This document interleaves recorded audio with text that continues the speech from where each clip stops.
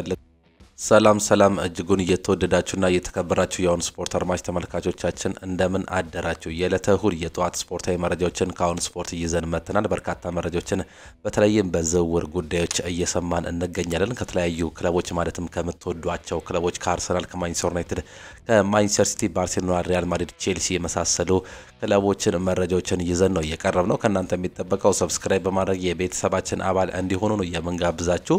ላይክ በማድረግ ደግሞ እንድታበረታቱን እንጠይቃችኋለን። ሁሌም አዳዲስና ትኩስ ስፖርታዊ መረጃዎችን ለማግኘት አሁን ስፖርት ምርጫችሁ ይሁን ነው የምንለው። አርሰናል የኬፓ አሪዛባላጋን ዝውውር ለማጠናቀቅ ከጫፍ እንደደረሰ ፋብሪዚዮ ሮማኖ እየገለጸም ይገኛል። ቶማስ ፓርቴ 90% አርሰናልን እየለቃል ነው እየተባለ የሚገኘው። የሮድሪጎ ጉዌዥም ከአል ሂላል ጋር ያለው መረጃዎችን የምናጋራችሁ ይሆናል። ይህን ተጫዋች አርሰናል እንደሚፈልገውም ይታወቃል። ከክሪስታል ፓላስ ጋር የሚኖራቸውም አንዳንድ ግንኙነት እንዳለ እየተገለጸ ይገኛል። በተለይም ከኤቤሬቺ ኤዜ ጋር በተገናኘ አርሰናሎች እንዲሁ ከአርሰናል ጋር በርካታ መረጃዎችን የምንመለከት ይሆናል። ሁጎ ኤኪቲኬ ወዴት ሊያመራ ይችላል የሚለውን የምንመለከት ይሆናል። በአሁኑ ሰዓት ላይ በእንግሊዝ ክለቦች እየተፈለገ የሚገኘው ሁጎ ኤኪቲኬ ወዴት ሊያመራ የሚችልበት እድል እንዳለም የምንመለከት ነው የሚሆነው። ማርከስ ራሽፎርድ ከላሚን ያማል ጋር መጫወት እፈልጋለሁ ሲል ነው ሀሳቡን መስጠት እየቻለው። ወደ ባርሴሎና መሄድ የሚፈልገው የተጫዋች የተለያዩ ሀሳቦችን መስጠት ችሏል። እንዲሁ ሌሎች መረጃዎችንም የምናነሳ ይሆናል። በተለይም ከግዢ እንዲሁም ደግሞ ከሽያጭ ጋር በተገናኘ ከማንቸስተር ዩናይትድ ጋር የምናነሳቸው መረጃዎች አሉ። እንዲሁም ከሌሎች ክለቦች ጋር የምናነሳቸው መረጃዎች እንዲሁ በዚህ ፕሮግራም የምናቀርብላችሁ ነው የሚሆነው። ከእናንተ የሚጠበቀው ሰብስክራይብ በማድረግ የቤተሰባችን አባል እንዲሆኑ እንጋብዛችኋለን። እኛ ግን ቀጥታ ወደ ፕሮግራሞቻችን አለፍን።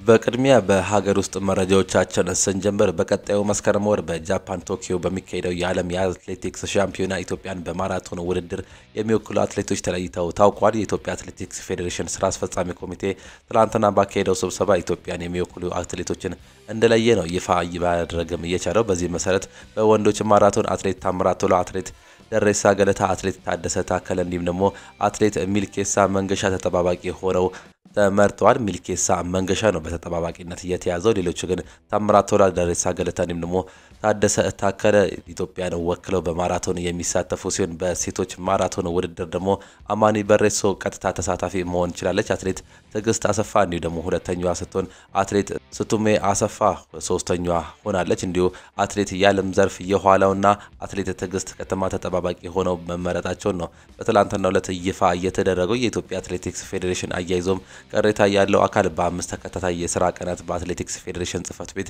በመገኘት ማቅረብ እንደሚችል ገልጿል። የ2025 አትሌቲክስ ሻምፒዮና ከመስከረም 3 እስከ 11 ዓ.ም በቶኪዮ ጃፓንም ይካሄዳል።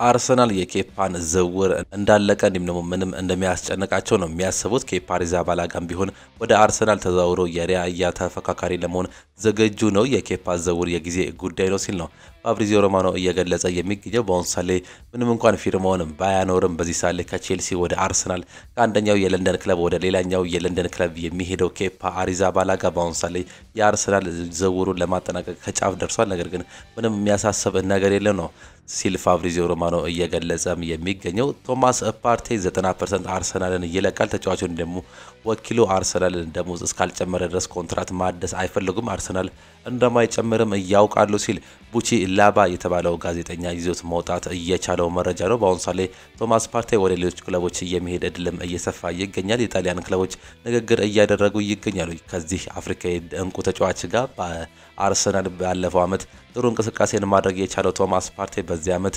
የመቆየት እድል ነበረው ሲባል ነበር። ነገር ግን በአሁኑ ሰዓት ላይ በነፃ ከአርሰናል ጋር የመለያየት እድሉም እየሰፋ ነው የሚገኘው። በተለይም ከተጫዋቹ ደሞዝ ጋር ባለመስማማታቸው ምክንያት የተነሳ አርሰናሎች በግዳቸው ይህን ተጫዋች በመሸጥ እንግዲህ የተለያዩ ተጫዋቾችን ለማየት እንደሚችሉ ነው እየተገለጸም የሚገኘው።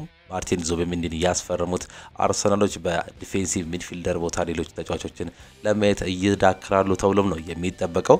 ሮድሪጎ ጉዌዥ ከአል ሂላል ጋር በቀኝ ክንፍ በኩል መጫወቱን አልወደደውም ነበር። ሮድሪጎ ከዣቪ አሎንሶ ጋር ንግግር ለማድረግ እየተጠባበቀ ሲሆን አንዳንድ ነገሮችን ተጫዋቹ በዣቪ አሎንሶ እቅድ ውስጥ እንደሌለ ያመላክታል ሲል አንዳንድ መረጃዎች እየወጡ ይገኛሉ። አርሰናሎች አሁንም ተጫዋቹን ለማስፈረም እየሰሩ ይገኛሉ። በተለይም የሱን ንግግር እንዲሁ ደግሞ ከክለቡ ጋር ያለውን የመጨረሻ መቋጨት ያለባቸውን ነገሮች የሚቋጩ ከሆነ አርሰናሎች ተጫዋቹን ይፋ በሆነ ጥያቄ የመጀመሪያ ጥያቄ ያቀርባሉ ያቀርባሉ ተብሎም ይጠበቃል።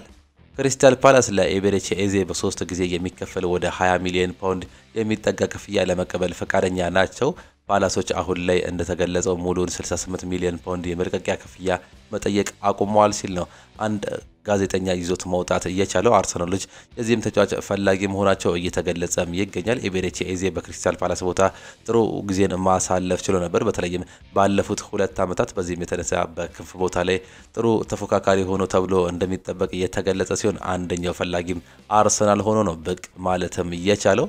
እስካሁን ባለፈው የአርሰናል ቀጣይ ዓመት የመሃል ሜዳ ተመራጭ ተጫዋቾችን ደግሞ እንመልከት። በአሁን ሰዓት ላይ ያሉ የመሃል ሜዳ የአርሰናል ተጫዋቾችን ስንመለከት ዲክላን ራይስ፣ ማርቲን ዙቢሜንዲ፣ ማይክል ሉዊስ ስኬሊ፣ ማርቲን ኦዴጋርድ፣ ፋቢዮ ቬራ፣ ሚኬል ሜሪኖ፣ ቶማስ ፓርቴ እንዲሁም ደግሞ ኢታን ንዋኔሪ ይገኛሉ። ማይክል ሉዊስ ስኬሊ ምንም እንኳን በክንፍ የተከላካይ ቦታ ላይ መጫወት ቢችልም የተጫዋች ዲፌንሲቭ ሚድፊልደር ሆኖ መጫወት የሚችል መልቲ ፐርፐዝ ያለም ደግሞ ቨርሳታይል የሆነ ተጫዋች እንደሆነ እናውቃለን። ሌሎችም ተጫዋቾች አሉ። በእርግጥ በአሁን ሰዓት ላይ እንዲሁ እንደ ቶማስ ፓርቴ ያሉ ተጫዋቾች የሚለቁ ይሆናል። ፋቢዮ ቬራም የሚለቁ ወይም ደግሞ የሚሸጥ ተጫዋች እንደሆነ ነው እየተገለጸ የሚገኘው። ፖርቶ የመጣው ይህ ተጫዋች በአሁን ሰዓት ላይ በአርሰናል ቤት ልምምዱን እየሰራ ይገኛል። ነገር ግን ዳግም የሚሸጥ እንደሆነ ነው እየተገለጸ የሚገኘው። ነገር ግን ማርቲን ኦዴጋርድ እና ዲክላን ራይስ፣ ማርቲን ዙቢሜንዲ የመሳሰሉ ተጫዋቾች ግን በሚቀጥለው ዓመት በሶስቱ የአማካይ ቦታ ላይ ይሰለፋሉ ተብሎ የሚጠበቁም ናቸው። በአለፈው ዓመት በአጥቂ እጦት ምክንያት ወደ አጥቂነት የተቀየረው ሚኬል ሜሪኖም ዳግም እንግዲህ አጥቂ የሚያገኙ ከሆነ በቦታው ተጫውቶ እንግዲህ አርሰናልን ይጠቅማል ተብሎ የሚጠበቅ ተጫዋች ነው።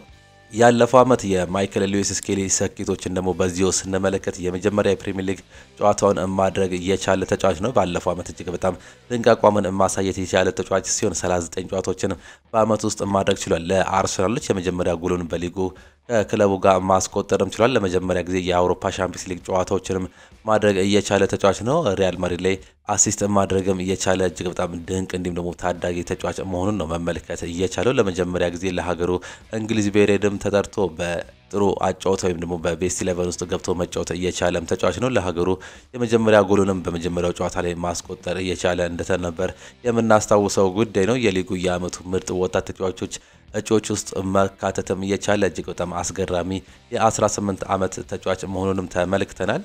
ሁጎ ኤኪቲኬ ወዴት ሊያመራ ይችላል የሚለውን ደግሞ እንመልከት። የኢንትራንክ ፍራንክፈርቱ የፊት መስመር ተጫዋች የሆነው ሁጎ ኤኪቲኬ በሊቨርፑል የአጥቂ ዝርዝር ውስጥ እንደሚገኝም ይታወቃል። የቡንደስሊጋው ክለብ ኢንትራንክ ፍራንክፈርት ለተጫዋቹ ጠይቆ የነበረውን 100 ሚሊዮን ዩሮ የዝውውር ሂሳብ ለመቀነስ ማሰባቸው ነው የተገለጸው። ተጫዋቹ በማንቸስተር ዩናይትድ እንዲሁም ደግሞ በቼልሲ በጥብቅ እየተፈለገ የሚገኝ መሆኑ የሚዘነጋም አይደለም። ኢንትራንክ ፍራንክፈርት ለተጫዋቹ በጠየቀው ከፍተኛ የዝውውር ሂሳብ ምክንያቱም እስካሁን የትኛውም ክለብ ዝውውሩ ላይ መስራት እንዳልጀመረ ነው የተገለጸው። በዚህም የተነሳ እንግዲህ እነዚህ ሶስቱ ክለቦች ከእንግሊዝ የሚፈልጉት ነው። ነገር ግን በአሁኑ ሰዓት 100 ሚሊዮን ዩሮ እንደማይጠየቅ ምናልባትም እስከ 80 ሚሊዮን ዩሮ ለዚህ ታዳጊ የ22 ዓመት ፈረንሳይ አጥቂ ጥያቄ ሊቀርብበት እንደሚችል ነው እየተገለጸ የሚገኘው። ኢንትራንክ ፍራንክፈርቶችም እንግዲህ በተለያዩ ጊዜ የሚከፈለውን ይህንን ገንዘብ ለመጠየቅ እንደተዘጋጁ እየተገለጸ ሲሆን በአሁኑ ሰዓት ላይ በማንቸስተር ዩናይትድ ቤት እጅግ በጣም ይፈልጋል። ቼልሲዎችም የኒኮላ ጃክሰን ነገር አላስተማመን ስላላቸው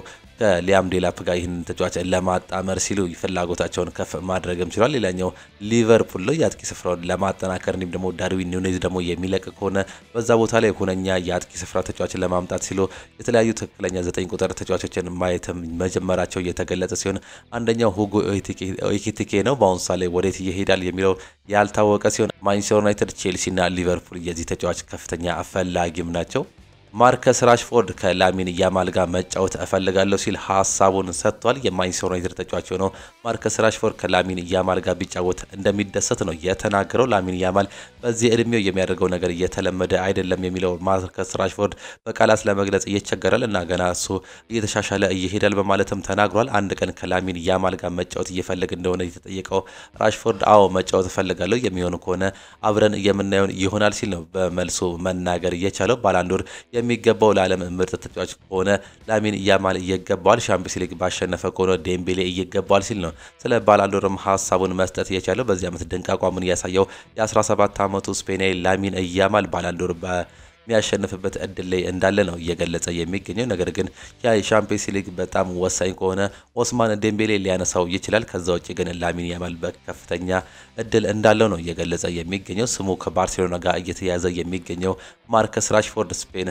ጥሩ ቦታ ነው፣ ከመኖሪያ ቦታዬ ብዙም አይርቅም በማለትም ሀሳቡን ገልጿል። በዛ ብገኝ ደስ ይለኛል ሲል እየገለጸ ነው የሚገኘው። በአሁኑ ሰዓት ላይ ከማንቸስተር ዩናይትድ ጋር ይለያያል ተብሎ የሚጠበቀው የማንቸስተር ዩናይትድ ተወላጅ እየሆነው በማንቸስተር እያደገው ማርከስ ራሽፎርድ ምናልባትም እንግዲህ የሚለቅ ከሆነ ባርሴሎና ላይ እየተጫወተ ራሱን ማየት እንደሚፈልግም ገልጿል። የቀድሞ የማንቸስተር ዩናይትድ ተጫዋች የሆነው አንዲ ኮል ስለ ማቲያስ ኩኛ ይናገራል። ማቲያስ ኩኛ በማንቸስተር ዩናይትድ ቤት ፈጠራን ይጨምራል ብዬ ተስፋ አድርጋለሁ ሲል ነው የገለጸው። በአሁኑ ሰዓት ብዙ ሰዎች ማንቸስተር ዩናይትድ በቂ እድሎችን አለመፍጠሩን እያወሩ ይገኛሉ። አዲሱ ፈራሚ ማቲያስ ኩኛ ያን ነገር ማድረግ የሚችል ተጫዋች ነው ብዬ አስባለሁ ሲል ነው የገለጸው። አዲሱ ፈራሚ ማቲያስ ኩኛ በአሁኑ ሰዓት ላይ እጅግ በጣም ጥሩ ተጫዋች እንደሆነ በእንግሊዝ ፕሪሚየር ሊግ አሳይቶናል። በማንቸስተር ዩናይትድም ይደግማል ብዬ እጠብቃለሁ። በጉጉት እየተጠባበቅኩ ነው። እርሱም በተመሳሳይ በጉጉት እንደሚጠበቀው ምንም ጥርጥር የለውም ሲል ነው አንዲ ኮል እየተናገረው። ያ ደግሞ በጣም አስፈላጊው ነገር ነው። በቅድመ ውድድር ወቅት ጥሩ እንቅስቃሴ ማድረግ እንዲሁም ደግሞ በዚያ በመቀጠል አለበት ብዬም አስባለሁ ሲል ተናግሯል። ስለ አዲሱ ከማንቸስተር ዩናይትድ ጋር ስለሚገናኘው ብሪያን ምቤሞ ሀሳቡን እየሰጠ ሲሆን ምቤሞ እሱ በብሬንትፎርድ ድንቅ ነበር ብዬ አስባለሁ። ባለፈው የውድድር ዘመን ለብሬንትፎርድ ያስቆጠራቸውን ያህል ግቦች በቀጣይ የሚያስቆጥር ከሆነ ትልቅ ተጨማሪ ነገር ይሆናል በማንቸስተር ዩናይትድ ቤት። በማንቸስተር ዩናይትድ ቤት ግቦችን የሚያስቆጥር ትንሽ ችግር አለ። ስለ ምቤሞ ወይም ደግሞ ዩናይትድ የሚመጣ ከሆነ ተጨማሪ ግቦችን ያመጣል ብዬም ተስፋ አድርጋለሁ ሲል ነው ስለነዚህ ሁለቱ ተጫዋቾች የቀድሞ የማንቸስተር ዩናይትድ ተጫዋች አንዲ ኮል ሀሳቡንም እየሰጠው።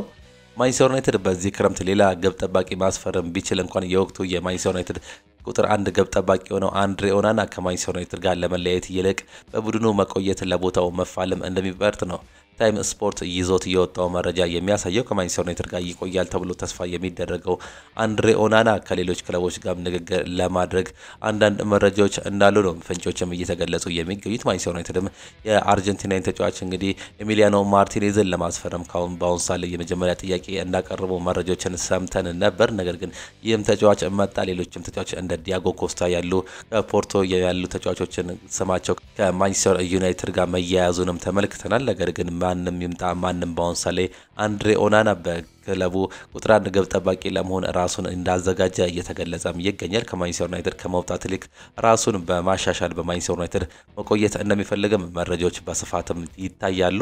ብሪያን ምቤሞ በመጪው ሳምንት ወደ ማንቸስተር ዩናይትድ የሚያደርገውን ዝውውር ያጠናቅቃል ሲል ፉትቦል ለንደን ይዞት የወጣው መረጃም ያሳያል። ከብሬንትፎርድ ወደ ማንቸስተር ዩናይትድ ይመጣል ተብሎ የሚጠበቀው ይህ የአፍሪካዊ ተጫዋች በአሁኑ ሰዓት ላይ ከማንቸስተር ዩናይትድ ጋር ያለው ግንኙነት እጅግ በጣም እየጠበቀም ይገኛል። ከሌሎች ክለቦች ጋር ንግግር ከማድረግ ይልቅ ከማንቸስተር ዩናይትድ ጋር ተስማምቶ ቁጭ ማለቱን ነው እየተመለከት ነው። በአሁኑ ሰዓት ላይ በብሬንትፎርድ እና በማንቸስተር ዩናይትድ መካከል የሚደረገው ድርድር እንዳልተጠናቀቀ እንዲሁም ደግሞ በክለቦች መካከል የሚደረገውን ንግግር እንግዲህ እስኪጨርሱ ነው የሚጠብቀው። ይህ ተጫዋች ከቀድሞ እንግዲህ ወደ ማንቸስተር ዩናይትድ መሄድ እፈልጋለሁ ብሎ ያጠናቀቀውና ማንቸስተር ዩናይትድን ጥያቄውን እየተቀበለው ይህ ተጫዋች ከክለቡ ጋር እስኪማሙ ድረስ ብቻ ይጠብቃል ሲል ፉትቦል ለንደን ነው እየዘገበ የሚገኘው። ክለቦቹም በሚቀጥለው ሳምንት ስምምነት ላይ ይደርሳሉ ሲል ሀሳቡን ሰጥቷል። ናፖሊ የራስመስ ሆይሉንድን ሁኔታ በቅርበት እየተከታተሉ ከሚገኙ ክለቦች መካከልም ናቸው። ናፖሊዎች ዓላማቸው ተጫዋቹ ከሮሜሎ ሉካኩ ጋር የሚወዳደር እንዲሁም ደግሞ ስኳድ ዴብዝ የሚያጠናክርላቸውን ኃይለኛ አጥቂ ማግኘት ይፈልጋሉ። ናፖሊዎች ሌሎች አማራጮችንም እየተመለከቱ ሲሆን እንደ ዳርዊን ኑኔዝ፣ ሉካስ እያሉ ተጫዋቾችን በራስመስ ሆይሉንድ ቦታ ላይ እየተመለከቱም ይገኛሉ። የማንቸስተር ዩናይትድ ተጫዋች ራስመስ ሆይሉንድም ሌላኛው አማራጭ ነው። ራስመስ ሆይሉንድ ለናፖሊ ፍላጎት አዎንታዊ ምላሽ እየሰጠ ሲሆን ከአንቶኒዮ ኮንቴ ጋር አብሮ ለመስራትም ፍላጎት እንዳለው ለጋዜጣ ዴሎ ስፖርት እየዘገበም ነው የሚገኘው። ከማንቸስተር ዩናይትድ ጋር የመለየት እድሉ በክረምቱ እየሰፋው ተጫዋች መጀመሪያ አማራጭ በማንቸስተር ዩናይትድ በመቆየት ራሱን በማሻሻል እንዲሁም ደግሞ ተፎካካሪ ተጫዋች ማድረግም ይፈልጋል። ነገር ግን አሰልጣኝ ሩበን አሞሪም ይህንን እድል ይሰጡታል ተብሎ አይጠበቅም። በተለይም ባለፈው የዝውውር መስኮት ላይ እንግዲህ ራሱን ማሳደግ ወይም ደግሞ በራሱን ማጉልበት ያልቻለው ራስመስ ሆይሉንድ በማንቸስተር ዩናይትድ ቤት ሁለተኛ እድል ይሰጠዋል ተብሎም አይጠበቅም። ማንቸስተር ዩናይትዶች ትክክለኛ አጥቂ የሚያገኙ ከሆነ ይህን ተጫዋች ለመሸጥም አይግደረደሩም። አሰልጣኝ ሩበን አሞሪም ከ28 ቀናት በኋላ በሚደረገው የቅድመ ውድድር ዘመን ጨዋታ ላይ ሳንቾ፣ አንቶኒ፣ ጋርናቾ፣ ራሽፎርድ አብረው ከቡድኑ ጋር ይጓዛሉ ወይስ አይጓዙም የሚለውን ነገር ገና ውሳኔ እንዳልተሰጠበት ነው እየተገለጸ የሚገኘው። የተለያዩ ምንጮች የትኛው ተጫዋች ይጓዛል የሚለው ላይ መወሰን ገና እንዳልሆነ ነው እየተገለጸ የሚገኘው። ኢስፔን አገኘት ባለው መረጃ መሰረት እነዚህ ተጫዋቾች ከማንቸስተር ዩናይትድ ዴብዝ ጋር ወይም ደግሞ ከክለቡ ጋር አብረው ይሄዳሉ አይሁድም እስካሁን ድረስ ያልታወቀ ጉዳይ ነው። በተለይም ሳንቾ ከቼልሲ ከተመለሰ በኋላ፣ አንቶኒ ከስፔን ከተመለሰ በኋላ፣ ራሽፎርድ ደግሞ ከአስቶን ቪላ ከተመለሰ በኋላ እንግዲህ እነዚህ ሶስቱ ተጫዋቾች ከማንቸስተር ዩናይትድ ጋር እንደ ቲም አብረው ይጓዛሉ ወይ የሚጠየቅ ሲሆን ሌላኛው አርጀንቲናዊ አሌሃንድሮ ጋርናቾ ነው። ይህም ተጫዋች በስተመጨረሻም የመጨረሻ ጨዋታዎች በአውሮፓ ዩሮፓ ሊግ በተደረገ ጨዋታ ላይ ከአሰልጣኙ ጋር መጣላታቸውን እንዲሁም ደግሞ ክለብ ፈልግ መባሉን እናስታውሳለን። እነዚህ ተከታታይ አራቱ ተጫዋቾች እንግዲህ ከማንቸስተር ዩናይትድ ጋር ይለያያሉ ተብሎ የሚጠበቀው የክረምቱ በዝውውር የሚጠበቁ ተጫዋቾች ናቸው። አሰልጣኝ ሩበን አሞሪም ከ28 ቀናት በኋላ ወደ ቅድመ ውድድር ይዟቸው ይሄዳል አይሄድም ግን እስካሁን ውሳኔ እንዳልተሰጠበት ነው ኢስፔን እየተናገረው።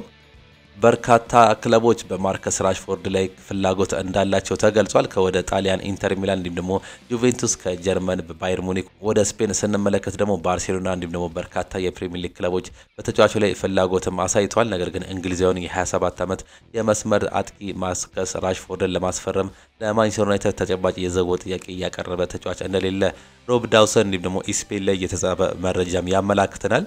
ማርከስ ራሽፎርድ በሚቀጥለው ወር ላይ ከማንቸስተር ዩናይትድ ጋር የቡድን ስብስብ ተቀላቅሎ የቡድን ልምምድ ለማከናወን እቅድም ይዟል። እንግሊዛዊ የግራ መስመር አጥቂ ማርከስ ራሽፎርድ ይህንን የሚያደርገው ቀጣይ ወር ከመምጣቱ በፊት ከማንቸስተር ዩናይትድ ለቆ ሊሄድ የሚችልበትን እድል ካገኘ እንዲሁም ደግሞ ስምምነት መፈጸም ካልቻለ ብቻ ነው ሲል ሮብ ዳውሰን እንዲሁም ደግሞ ኢስፔን በአያሌ መረጃቸው ይዞት እየወጡት መረጃም ያሳያል። የሱ ምርጫ ባርሴሎና፣ ስፔን እንደሆነ ይታወቃል።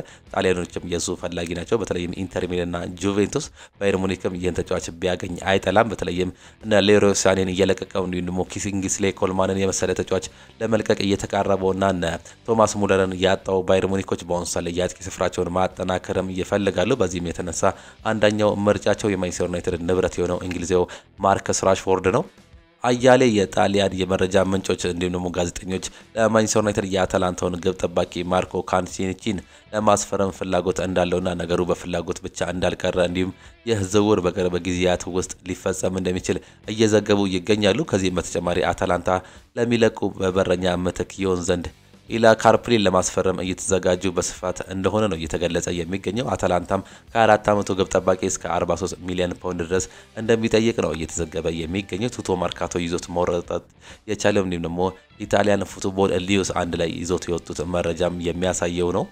የኒኮላ ጃክሰን ባህሪ በክለቡ ቆይታ ላይ ተጽዕኖ እያሳድራሉ የሚለውን ደግሞ ስንመለከት ኒኮላ ጃክሰን ከትላንት በስቲያ ምሽት ተቀይሮ ገብቶ የተመለከተው ቀይ ካርድ ቡድኑ እንዲሸነፍ ምክንያት መሆኑን አሰልጣኙ ተናግሯል። ጃክሰን ባለፉት 4 ጨዋታዎች 2 ቀይ ካርዶችን መመለከቱን ተከትሎ ተቃውሞ ሲቀርብበትም ተስተውሏል። ተጫዋቹ በሚያሳየው ባህሪ ምክንያት የወደፊቱ የክለቡ ቆይታው አደጋ ላይ እንደማይወድቅ አሰልጣኝ ኤንዞ ማሬስካ ማረጋገጥም ችሏል። የቡድኑ የመጨረሻ ጨዋታ የሚያመልጠው ኒኮላ ጃክሰን ከጨዋታው በኋላ በማህበር ስር ገጹ ይቅርታም በይፋ መጠየቅም ችሏል። ተጫዋቹ ከጨዋታው በኋላ መልበሻ ቤት ውስጥ ተጫዋቾችን እንዲሁም ደግሞ አሰልጣኞችን ይቅርታ መጠየቁም በይፋም ነው የተገለጸው።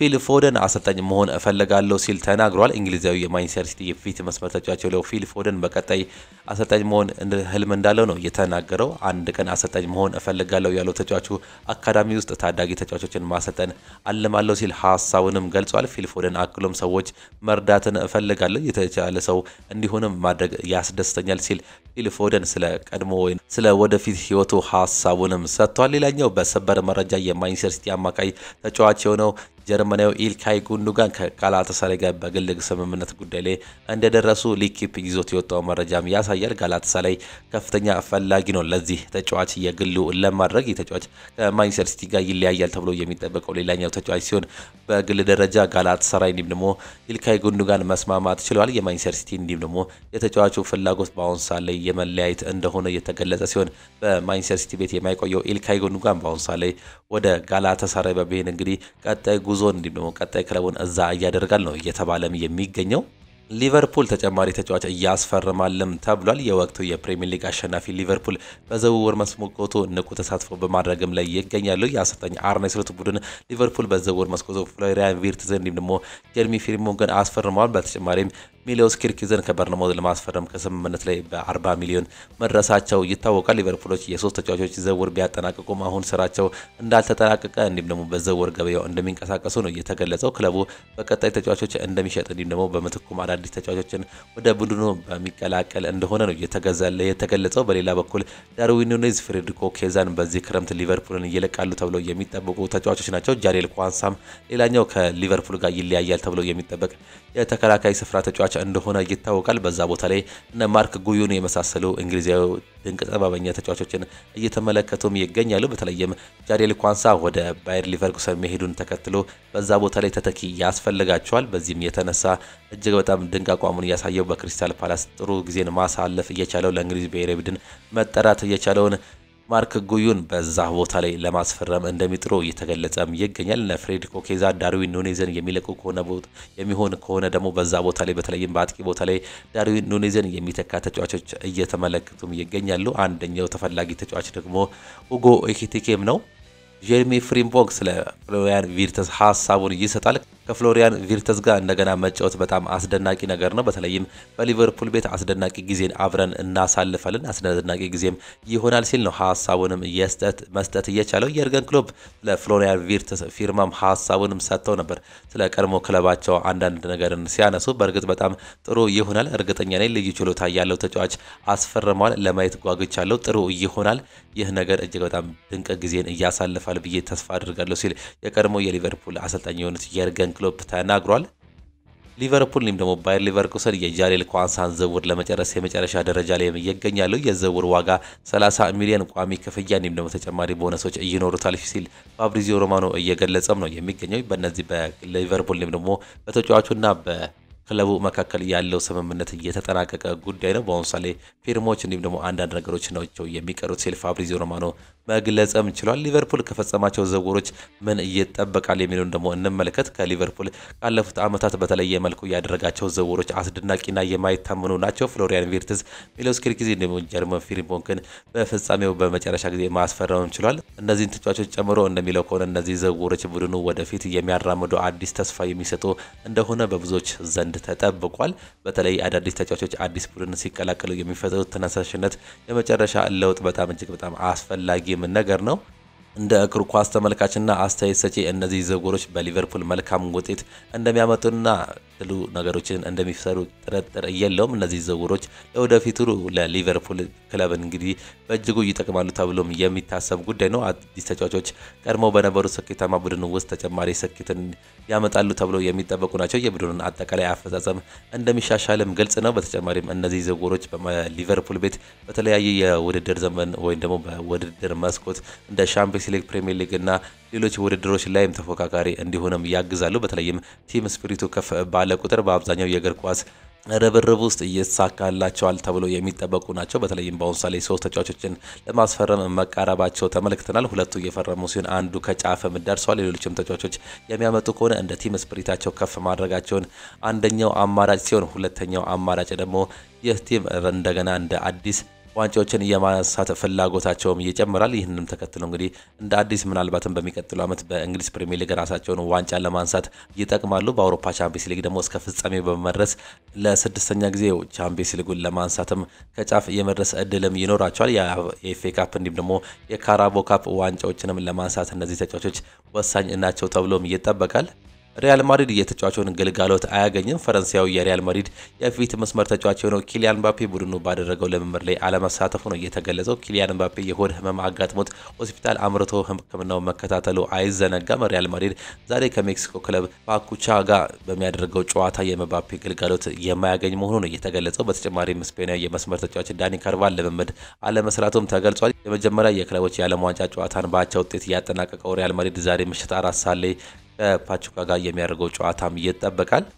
ብራዚል የክለቦች የዓለም ዋንጫ ማዘጋጀትም ትፈልጋለች። ብራዚል ቀጣዩን የ2029 የክለቦች የዓለም ዋንጫ ውድድር የማዘጋጀት ፍላጎት እንዳለ አስታውቃለች። አዲሱ የብራዚል እግር ኳስ ፌዴሬሽን ፕሬዚዳንት ሳሚ ዛድ በጉዳዩ ላይ የፊፋ ጋር ጂያኒ ስቲፋኖ ጋር መነጋገራቸው ነው የተገለጸው። የፊፋ ቀጣዩን የዓለም ክለቦች ዋንጫ ውድድር ለተከታታይ 2 ጊዜ በአሜሪካ ለማዘጋጀት እያሰበ መሆኑ ነው እየተገለጸ የነበረው። የፊፋ ፕሬዚዳንት ጂያኒ ስቲፋኖ በሀሳቡ መደሰታቸው እንዲሁም ደግሞ እቅዱን ለማሳካት እንደሚሰሩ ለብራዚል ማረጋገጣቸውን ተገልጿል። በደቡብ አሜሪካ ወክለው በክለቦች ዓለም ዋንጫ ውድድር እየተሳተፉ ከሚገኙ 6 ክለቦች መካከል 4ቱ የብራዚል ክለቦችም ናቸው። የብራዚል ሕግ በአሁኑ ሰዓት ላይ በክለቦች ዓለም ዋንጫ ምክንያት ተቋርጦ ይገኛል። ሮናልዶን ለማስፈረም ጠይቀነው ነበር ብሏል። የአርጀንቲናው ክለብ ሪቨር ፕሌት አሰልጣኝ ማርኮ ጋራዶ ክርስቲያኖ ሮናልዶን በዓለም ክለቦች ዋንጫ ውድድር ቡድናቸውን እንዲወክል ጠይቀውት እንደነበር ነው የገለጹት። አሰልጣኝ ከዚህ በፊት የሪያል ኦልስታር ከፒኤስጂ ጋር የወዳጅነት ጨዋታ ሲያደርግ ቡድኑ በሚመሩበት ወቅት ክርስቲያኖ ሮናልዶን የማሰልጠን አጋጣሚም ነበራቸው። አሰልጣኝ ማርሴሎ ጋራዶ አሁን ላይ ክርስቲያኖ ሮናልዶ በዓለም ክለቦች ዋንጫ ለኛ እንዲጫወት ጠይቀነው ነበር፣ ነገር ግን አልተቀበለውም በማለት ነው የተናገሩት። ሮናልዶ ጥያቄውን ተቀብሎ ገምግሞ ለሚቀጥለው የውድድር ዓመት መዘጋጀት አለብኝ ሲል ምላሽ ሰጥቶናል ሲል አሰልጣኙ ጨምሮም ተናግሯል። ኑኖ ስፕሪንቶ ሳንቶ ውላቸውን አራዝመዋል። ፖርቹጋል አሰልጣኝ ኑኖ ስፕሪንቶ ሳንቶ በኖቲንግሃም ፎረስት ያላቸውን ኮንትራት ለተጨማሪ 3 ዓመታት ማራዘማቸው ተገልጿል። ከ30 ዓመታት በኋላ ለአውሮፓ መድረክ ያበቃው ኑኖ ስፕሪንቶ ሳንቶ ክለቡን ጠንካራ ተፎካካሪ ሊያደረጉ አሰልጣኝ እንግዲህ ተጨማሪ ጊዜ ማሳለፍ እንዲፈቅዱ ነው የተገለጸው። የመውረድ ግምቶችን አግኝተው የነበረው ኖቲንግሃም ፎረስት አንፊልድ ላይ ሊቨርፑልን ያሸነፈ ብቸኛው ክለብ ሲሆን ማንቸስተር ሲቲንም እንዲሁም ማንቸስተር ዩናይትድን በደርሶ መልስ ረትቷል። ኖቲንግሃም ፎረስት በሚቀጥለው የውድድር ዓመት የመጀመሪያ ጨዋታውን በሜዳው ከብሬንትፎርድ ጋር የሚያደርግም ይሆናል። ኖቲንግሃም እንዲሁም ደግሞ ኑኖ ስፕሪንቶ ሳንቶ ለተጨማሪ 3 ዓመታት አብረው እንደሚቆዩ የተገለጸም ጉዳይ ነው። በዚህ ዓመትም እንግዲህ በጥንካሬው ይቀጥላል ተብሎ የሚጠበቅ ከፍተኛ ግምት የተሰጠው ክለብ መሆኑንም ነው የተመለከት ነው። ትላንትና በወጡ መረጃዎቻችን መሰረት እንደሰማነው ከሆነ እንግዲህ ማትሎ ይዞት የወጣው መረጃ አንድ አለ። አርሰናል ኖኒ ማዱኬን እየተከታተሉ ካሉ ክለቦች መካከል አንዱ ነው ይለናል። ይህንን መረጃ እንግዲህ ከቼልሲ ያገኘሁት ባለው መረጃ መሰረት ኖኒ ማዱኬ በአሁኑ ሰዓት ላይ በቼልሲ ቤት ጥሩ እንቅስቃሴን እያደረገ ቢገኝም በተለያዩ ጊዜዎች እየዋዠቀ የሚገኘው ይህ አቋሙን እንግዲህ መመለስ አልቻለም። በዚህም የተነሳ ምናልባት ከቼልሲ ጋር ይለያያል የሚሉ በርካታ መረጃዎችንም ከዚህ በፊት በተለይም በጠሩ ሰምተንም ነበር። አርሰናል በአሁኑ ሰዓት ላይ ይህንን ተጫዋች እንግዲህ የቡካዮ ሳካ ተቀናቃኝ ለማድረግ እንዲሁም ደግሞ የቲሙ አንዱ አካል ለማድረግ ፍላጎት እንዳለው ማትሎ መረጃ ይዤ ወጥቻለሁ ሲል ተናግሯል። ጋዜጠኛ አሌክስ ክሩክ ይናገራል። ከ24 ሰዓታት በፊት ቪክተር ዮከረስ አርሰናልን እንደሚቀላቀል ለጓደኞቹ እንዲሁም ደግሞ ለቤተሰቦቹ እንደተናገረ የሚጠቁም መልእክት ደርሶኛል ሲል ነው በግሉ ይዞት መውጣት እየቻለው። ቪክተር ዮከረስ በአሁኑ ሰዓት ላይ 13 ሚሊዮን ዩሮ በአንድ ዓመት የሚያገኘውን የጁቬንቱስ አዲስ ጥያቄ ውድቅ እንዳደረገ ነው እየተመለከትን የምንገኘው። ዋና ሰዓት በአሁኑ ሰዓት ላይ የሚመጫወት የሚፈልገው ወደ አውሮፓ ቻምፒየንስ ሊግ እንዲሁም ደግሞ በእንግሊዝ ፕሪሚየር ሊግ መገኘትም ይፈልጋል። ለዚህም ሲል አርሰናል ምርጫው ማድረጉ መረጃዎች በሰፊው እየተመለከቱም ይገኛሉ። አሌክስ ክሩክም ይህንን የሚያጠናክር መረጃ ነው ይዞት መውጣት እየቻለው። አርሰናል የማርቲን ዙቢሜንዲን ውል ከሪያል ሶሲዳድ ጋር በደረሰበት ስምምነት መሰረት ከ60 ሚሊዮን ዩሮ በላይ የውል ማፍረሻውን ይከፍላል። ክፍያው ትንሽ ከፍ ያለ ይሆናል፣ ነገር ግን ክለቦቹ ግንኙነት ስላላቸው ይህን አከፋፈል ያመቻችቷል። ሂር ዊጎ ሲል አረጋግጧል ፋብሪዚዮ ሮማኖ። በአሁኑ ሰዓት ላይ የመጨረሻ ነገሩን በዚህ ሰዓት ላይ ይጠርሳል። በዚህ ምናልባት በሚቀጥለው ሳምንት በለንደን በመገኘት ከአርሰናል ጋር የመጀመሪያ ልምምዱ እንዲሁም ደግሞ ፊርማውን እያኖራል ሲል ነው ሂር ዊጎ በማለት ፋብሪዚዮ ሮማኖ እያረጋገጠው። አንድሬ ኦናና ማንቸስተር ዩናይትድን የሚለቅ ከሆነ ብዙ አማራጮች ቢኖሩም ዲያጎ ኮስታ ከጥር ወር ጀምሮ የሩበን አሞሪም ተወዳጅ ተጫዋች ነው ሲል ነው ፖርቶ እንዲሁም ደግሞ ከፖርቹጋል የወጡ መረጃዎች የሚያሳዩት። አንድሬ ኦናና በአሁኑ ሰዓት ላይ ይቆይ ይኖር እስካሁን ድረስ ያልታወቀ ጉዳይ ነው። የተጫዋች እንግዲህ ይቆያል ተብሎ መረጃዎች በሰፊው እየተመለከትን እንገኛለን። ግን ትላንትና ምሽት በወጡ መረጃዎች መሰረት ኤሚሊያኖ ማርቲኔዝ ጭምር ከማንቸስተር ዩናይትድ ጋር የመጀመሪያ ድርድር ማድረጉ ነው እየተገለጸ የሚገኘው። ይህም ምናልባት አንድሬ ኦናናን ሊያስወጣው ይችላል። ነገር ግን እስከ ጥር የሚቆይ ከሆነ ዲያጎ ኮስታን ሊመለከቱት እንደሚችሉ አሰልጣኝ ሩበን አሞሪም እየተነገረም ነው የሚገኘው። ማኑኤል ኡጋርቴ በሩበን አሞሪም ስር ወጥ እንዲሁም ደግሞ ጥሩ አማካኝ እንደሚሆን የዩናይትድ ሰዎች ትልቅ እምነት እንዳላቸው ቤን ጃኮብስ ዘግቧል። ማኑኤል ኡጋርቴ በአሰልጣኝ ኤሪክ ቴናግ መልማይነት ነበር ወደ ማንቸስተር ዩናይትድ ካሪንግተን መድረስ የቻለው። ነገር ግን በአሁኑ ሰዓት ላይ በቀድሞ አሰልጣኝ ሩበን አሞሪም ስር እየሰራም ይገኛል። በተለይም አሰልጣኝ ሩበን አሞሪም በመጀመሪያዎቹ ሳምንታት እጅግ በጣም ጥሩ አቋምን ማሳየት ችሎ ነበር። ነገር ግን ከጉዳት በኋላ መመለስ እጅግ በጣም ከብዶት ተመልክተናል። በተለይም በካርሎስ ካሲሜሮ ቦታውን እንደተነጠቀ ነው እየተመለከተን የምንገኘው። ነገር ግን በ2025-26 ራሱን በትልቁ የሚያሳይ የማንቸስተር ዩናይትድ ተጫዋች ይሆናል ተብሎ እንደሚጠበቅ ቤን ጃኮብስ በሰፊው አመላክቷል። በተጠናቀቀው የውድድር ዓመት አማድ ከሚሰለፍበት ቦታ አንጻር በሚጫወተው የሚያስመዘግበው ግብ ወይም ደግሞ አሲስተንት ስንመለከት ከተጠባባቂ ወንበር ተነስቶ ሲጫወት 0.2% ነው እንግዲህ ጎል የማግባት ወይም ደግሞ አሲስት የማድረግ ንጻሬው። 10 ቁጥር ቦታ ላይ ሲጫወት ደግሞ 0.2 0% ብቻ ነው ይህንን ማድረግ የሚችለው። የቀኝ ክንፍ አጥቂ ቦታ ላይ ደግሞ ሲጫወት 0.55% ጎል ወይም ደግሞ አሲስት የማድረግ አቅም ያለው ተጫዋች ሲሆን በአሁን ሰዓት ላይ የቀኝ መስመር ተመላላሽ ወይም ደግሞ ራይት ዊንግ ባክ ቦታ ላይ ሲጫወት 1.16% አሲስት ወይም ደግሞ ጎል ማስቆጠርም ይችላል። በዚህ ቦታ ላይ በተጫወተባቸው ጨዋታዎች ላይ እንግዲህ ከአንድ ጎል በላይ ወይም ደግሞ አሲስት ማድረግ የቻለ ተጫዋች እንደሆነ ነው እየተመለከተን የምንገኘው። ይህንንም ተከትሎ ይመስላል አሰልጣኝ ሩበን አሞሪም በዛ ቦታ ላይ ይህንን ተጫዋች እንግዲህ ቤስት 11 ውስጥ ይገባል ተብሎ በሚጠበቅበት ቦታ ላይ ይህን ራሱን እንደሚያሳድጉት እየተጠበቀ የሚገኘው። በሌፍት ባክ ላይ ማን ይሰለፋል እስካሁን ያልተለየ ጉዳይ ሲሆን በተለይም በፓትሪክ ዶርጉ በአሁን ሰዓት ላይ መተማመን ከባድ ሊሆን እንደሚችል ባለፈው የውድድር ዘመን መመልከት ይችላል። በዛ ቦታ ላይ ምናልባት ዲያጎ ሊዮን ይሰለፋል አይሰለፍም አዲሱ የማንቸስተር ዩናይትድ በሚቀላቀለው ተጫዋች እዛ ቦታ ላይ ራሱን ያሳያል አይታወቅም። ነገር ግን እስካሁን ባሉ መረጃዎች መሰረት እንግዲህ የቀኝ መስመሩን የተጫዋች ይዟል ተብሎም ይጠበቃል አማድ ዲያሎ። አሰልጣኝ ሩበን አሞሪም ኔዘርላንዳዊ አጥቂ ጆሹዋ ዚርክዜን በክለቡ ለማቆየት ፍላጎት አላቸው። ለዚህም እንደ ምክንያት የተጠቀሰው ተጫዋቹ በተለያዩ ቦታዎች ላይ የመጫወት አቅም ስላለው ነው ተብሏል። በማንቸስተር ዩናይትድ ያሉ ሰዎችም ተጫዋቹ በሚቀጥለው የውድድር ዓመት የብዙ እንደሚሻሻል እምነት እንዳላቸው ነው እየተገለጸ የሚገኘው። ቤን ጃኮብስ ይህንን መረጃ ይዞት መውጣትም ችሏል።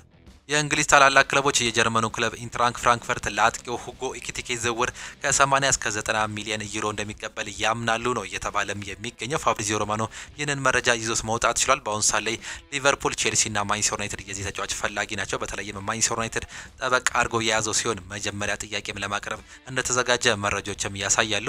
እንግሊዛዊ የመስመር አጥቂ ማርከስ ራሽፎርድ ሀሳቡን ቀይሮ ወደ ሳውዲ ለማምራት ፍላጎት የሚያሳይ ከሆነ አልአህሊ የ27 ዓመቱን አጥቂ ለማስፈረም አሁንም ፈቃደኛ እንደሆነ አሳውቋል። ማርከስ ራሽፎርድ በሰሪያ ክለቦች እየታደነ እንደሚገኝም ተጠቁሟል ሲል ቤን ጃኮብስ ይዞት መውጣት ችሏል። እሱ መሄድ የሚፈልገው ወደ ባርሴሎና ነው። ነገር ግን ኒኮ ዊሊያምስን ማስፈረማቸውን ተከትለው ማርከስ ራሽፎርድ ወደዛ ክለብ ይሄዳል ተብሎ አይጠበቅም። በፋይናንሻል ፌር ፕሌይ እንዲሁም ደግሞ በዛ ቦታ ላይ ሌላኛው ተገዳዳሪ ይሆናል ተብሎ ስለማይጠበቅ የተጫዋች ወደ ባርሴሎና የሚሄድ እድሉ ጠቧል። በዚህም የተነሳ ምናልባት ወደ ሳውዲ አረቢያ ሊግ ሊሄድ የሚችልበት እድል ሊኖር እንደሚችል ቤን ጃኮብስ በሰፊው ይዞት መውጣት ችሏል።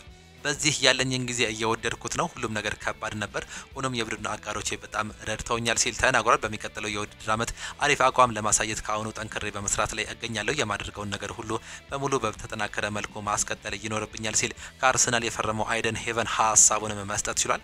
ኤሚሊያኖ ማርቲኔዝ ማንቸስተር ዩናይትድን ያለ ቻምፒየንስ ሊግ ውድድር ለመቀላቀል ፍላጎትን ማሳየቱ ነው የተገለጸው። ከወዲሁ የመጀመሪያ ንግግሮች ከወኪሉ ጋር ተደርጓል። በተጨማሪም ኤሚሊያኖ ማርቲኔዝ ስለ ኦናና የወደፊት ቆይታ የሚወሰን እየተጠበቀ እንደሚገኝ ነው የገለጸም የሚገኘው። በአሁኑ ሰዓት ላይ ወደ ማንቸስተር ዩናይትድ የሚሄድ ከፍተኛ ፍላጎት አለው ይህ አርጀንቲና ጥበበኛ በረኛ ሲል ፋብሪዚዮ ሮማኖ ገልጿል። ማንቸስተር ዩናይትድ አንድሬ ኦናናን ለመሸጥ ጥድፊያ ላይ አይደሉም። እሱን አሁን ላይም ቢሆን በቅርቡ ፕሮጀክት አንዱ ውስጥ አካል ይገኛል። ይህም በሩበን አሞሪም ይሉኝታ አግኝቷል። ነገር ግን ጥሩ ጥያቄ ለሁለቱም አካላት ከቀረበ በማንቸስተር ዩናይትድ አይነክ ተጫዋች አይደለም ሲል ነው ፋብሪዚዮ ሮማኖ እየገለጸም የሚገኘው። አስቶን ቪላ ኒኮላ ጃክሰንን ከቼልሲ በማስፈረም ኡናይ ኤምሬ ጋር ዳግም ለመገናኘት ንግግር ለመጀመር ተዘጋጅተዋል ሲል ጊቭ ሚ ስፖርት በሰፊው ይዞት የወጣው መረጃም ያሳያል። ማንቸስተር ሲቲ ወጣት ተጫዋች ሊያስፈርምም ነው። ማንቸስተር ሲቲ ወጣት የመሃል ሜዳ ተጫዋች ከአስቶን ቪላ ለማስፈረም መቃረባቸው ተገልጿል። ማንቸስተር ሲቲዎች እንግሊዛዊውን ፍሬድሪ ላውሪ በአስቶን ቪላ ያለውን ውል ሲጠናቀቅ እንደሚያስፈርሙት ነው የተገለጸው። የ16 ዓመቱ ፍሬድሪ ላውሪ በአማካኝ ቦታ ላይ በተጨማሪም በመሃል ተከላካይነት ሚና ተሰልፎ የመጫወት ክህሎት እንዳለውም ተገልጿል። አስቶን ቪላ ተጫዋቹን ለማቆየት ጥሩ ጥያቄ ቢያቀርብ በማንቸስተር ሲቲ ወጣቱን ለመውሰድ ማቅረባቸው ነው የተገለጸው። አሁንም ቢሆን ማንቸስተር ሲቲ ጀማል ሙሴላ ለማስፈረም እድል ሊኖረው እንደሚችል ፋብሪዚዮ ሮማኖ ነው እየገለጸም የሚገኘው። ጀማል ሙሴላ በአሁኑም ሰዓት ላይ የማንቸስተር ሲቲ ዋና ኢላማ መሆኑ እየተገለጸም ይገኛል። ማንቸስተር ሲቲ እንዲሁ ደግሞ ቅጣት ተጥሎበታል። ማንቸስተር ሲቲ የፕሪሚየር ሊግ ሕግ መጣሱን ተከትሎ ከ1 ሚሊዮን ፓውንድ በላይ ቅጣት እንደተጣለባቸው ነው የተገለጸው። ማንቸስተር ሲቲ ቅጣት የተጣለበት ባለፈው ዓመት በበርካታ ጨዋታዎች ላይ በየጨዋታው መጀመሪያ እንዲሁም ደግሞ እረፍት ሰዓት ላይ ዘግይቶ ለጨዋታው በመቅረቡ መሆኑ ነው የተገለጸው። ክለቡ በ9 የፕሪሚየር ሊግ ጨዋታዎች የጣሰውን ሕግ ተከትሎ የተጣለበት ቅጣት በመቀበል ይቅርታ መጠየቁም ተገልጿል። ማንቸስተር ሲቲ ባለፈው ዓመት በተመሳሳይ ሕግ ጥሰት ከ2 ሚሊዮን ፓውንድ በላይ ቅጣት ተጥሎባቸው እንደነበር የሚታወስም ጉዳይ ነው።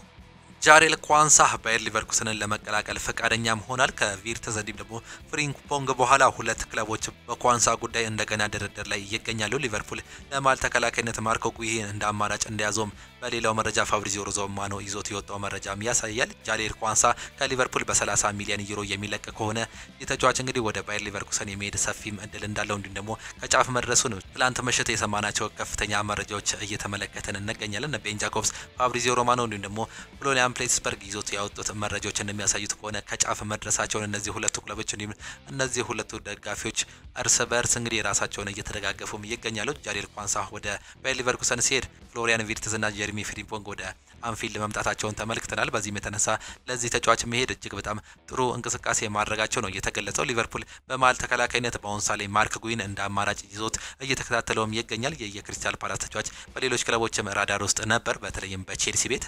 ዳርዊን ኑኔዝ በዚህ ክረምት ወደ ናፖሊ እንደሚዘዋወር ይጠበቃል። የሴሪያው ሻምፒዮን ኡራጓዩን አጥቂ ለማስፈረም መስራትም ጀምሯል። ነገር ግን ሊቨርፑል የሚፈልገው 59.8 ሚሊዮን ፓውንድ ለመክፈል ፈቃደኛ እንዳይደሉ ነው እየተገለጸ የሚገኘው። ሊቨርፑል በዚህ ክረምት ለዳርዊን ኑኔዝ የሚመጡ ጥያቄዎችን ያዳምጣሉ። በዚህም የተነሳ የተጫዋች ይለቃል ሲል ዲማርዚዮ ከስካይ ስፖርት ኢጣሊያ ጋር ይዞት የወጣው መረጃም በሰፊው ያመላክታል። የበርንማውዝ ዝውውር ኃላፊ ሲሞንስ ፍራንክሊ ለሜሎልስ ክሪኬት ዝውውር 45 ሚሊዮን ፓውንድ በተደጋጋሚ እየጠየቁ የነበረ ሲሆን በመጨረሻም በ40 ሚሊዮን ፓውንድ ተስማምተዋል ወይም ደግሞ ተጨባብጠዋል ይለናል። ሉዊስ ስቲል አንዳንድ ጥያቄዎች ዝርዝሮች እንዲሁም ደግሞ ያከፋፈለ ሂደቶች ብቻ ይቀራሉ፣ ከዛ በኋላ ሙሉ ስምምነቱ ይፈጸማል ሲል ነው የገለጸው። ቤንጃሚን ሴስኮን በተመለከተ ከአርሰናል ጋር ስምምነት ላይ አልተደረሰም የሚል መረጃን ደግሞ እየሰማን ነገረኛለን። ነገር ግን ንግግሮች በመካሄድ ላይ ይገኛሉ። በግል ላይ ወይም ደግሞ በክለብ መካከል የተደረገ ምንም አይነት ስምምነት የለም። ዝውውሩ የመጨረሻ ደረጃ ላይ አልደረሰም ሲል ፋብሪዚዮ ሮማኖ ትላንትና ምሽትም ያረጋገጠው መረጃም ያሳያል። ኪሊያን ምባፔ ሆስፒታል መግባቱም ተገልጿል። ፈረንሳዊ የሪያል ማድሪድ የፊት መስመር ተጫዋች የሆነው ኪሊያን ምባፔ ከባድ የሆነ የሆድ ህመም እንዳጋጠመው ክለቡ በይፋ ማሳውቋል። ይህንም ተከትሎ ኪሊያን ምባፔ ለተጨማሪ ምርመራዎች ሕክምናን ለመከታተል ወደ ሆስፒታል መሄዱ ተገልጿል። ተጫዋቹ አሜሪካ ሚያሚ በሚገኝ ሆስፒታል በቀጣይ ሕክምናውን እንደሚከታተል ነው የተገለጸው። ኪሊያን ምባፔ ሪያል ማድሪድ ከትላንት በስቲያ ከአል ሂላል ጋር ያደረገውን የክለቦች ዓለም ዋንጫ እንዳመለጠውም የሚታወስ ጉዳይ ነው። ኒኮ ፓዝ አሁንም በባየር ሊቨርኩሰን አደን ውስጥ እንዲሁም ደግሞ ቅድሚያ ከሚሰጠው ፊርሞች ውስጥ አንዱ ላይ ይገኛል። ሆኖም የተጫዋቹ የወደፊት እጣ ፈንታ በቅርቡ ይወሰናል ሲል ስካይ ስፖርት እየዘገበ ይገኛል። የቀድሞ ዋና ክለቡ የነበረው ሪያል ማድሪድ ኒኮ ፓዝን ከኮሞ ማስፈረምም ይፈልጋል። ወደዛ መሄድ ፍላጎት አለው። ነገር ግን እስካሁን ምንም አይነት የተለወጠ ነገርም የለም። እጅጉን እየተወደዳችሁና እየተከበራችሁ የአሁን ስፖርት አድማጭ ተመልካቾቻችን ለዛሬ የነበረን ስፖርታዊ መረጃዎቻችን ይህንን እየመስሉ ነበር። ፕሮግራሞቻችን እንዴት አያችኋቸው? ሀሳብ አስተያየታችሁን ኮሜንት ቦክስ ላይ ልታጋሩን ትችላላችሁ። የዛሬ የጧት የአሁን ስፖርት ፕሮግራሞቻችን ይህንን እየመስሉ ነበር። በከሳት ፕሮግራሞቻችን እስከምንገናኝ ድረስ ግን ቻው ቻው፣ መልካም ጊዜ፣ መልካም ውሎ ይሁንላችሁ።